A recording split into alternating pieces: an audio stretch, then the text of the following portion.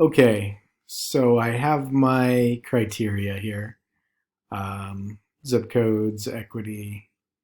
I guess it'll be under the property tab.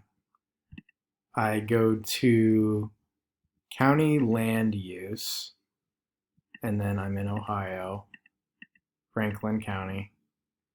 And then I go down here. These are all the different codes, obviously.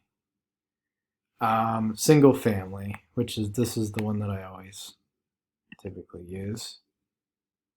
You see when I add it to selected use, we're down to 67,000 down to zero.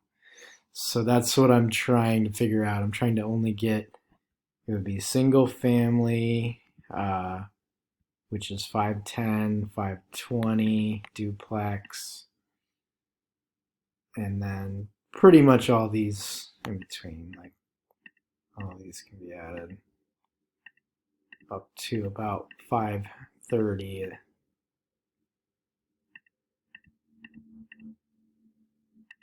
We'll say up to 535. Those are all the ones that I want. So, yeah, if you can figure it out, just let me know. Thanks.